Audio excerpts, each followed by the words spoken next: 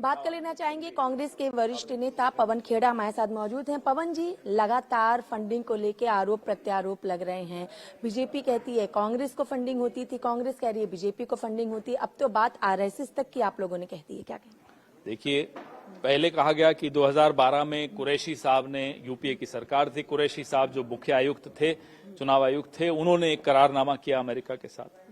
तो 2014 तो मोदी जीते। तो हमारा सवाल है, क्या मोदी जी अमेरिका की मदद से जीते 2014? चलिए, फिर इन्होंने कहा कि ट्रंप ने कह दिया कि ये 21 मिलियन मोदी को अस्थिर करने के लिए आया चुनाव में। ट्रंप की धुन पे सब नाचने लगे बिना जांच पड़ताल किए। तो इन्होंने आने के दिया अगर सच था तो, लेकिन आज ये पता चल गया कि ये झूठ है। ये तो बांग्लादेश में आया था।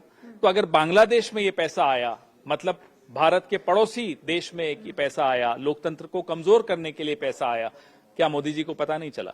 पता नहीं चला तो प्रधानमंत्री बने रहने लायक नहीं है। और पता चला और आंखें बंद कर ली तो षड्यंत्र में शामिल थे बांग्लादेश में शेख हसीना की सरकार को गिराने के लिए।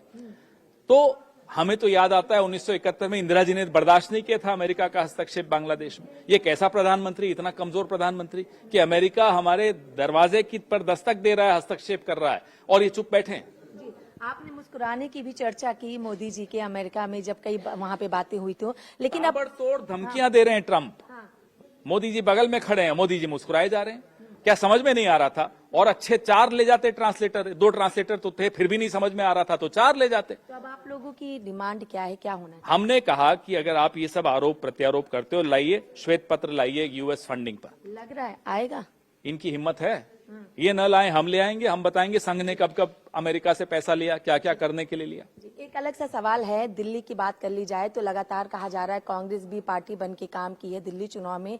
वहीं अब ये भी कहा जा रहा है कि जो गारंटी मोदी जी ने दी थी, उस गारंटी को, यानी महिलाओं को समृद्धि योजना के तहत 2500 रुपए देने की बात पहली कैबिनेट में नहीं की गई। भाई देखिए, महाराष्ट्र की महिलाएं भी इंतजार कर रही हैं।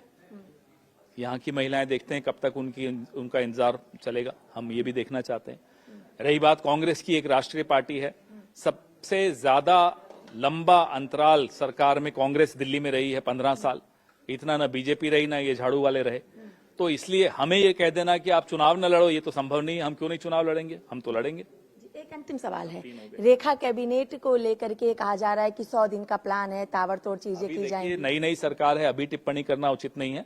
अभी तो 1 दिन भी नहीं हुआ है, होने दीजिए, कुछ वक्त निकले फिर इस पे चर्चा करेंगे। बहुत बहुत शुक्रिया। हमने बात की कांग्रेस के वरिष्ठ नेता पवन खेड़ा से। वीडियो जर्नलिस्ट दीपक के साथ मैं कंचन अरोड़ा, दिल्ली, हिंदी खबर।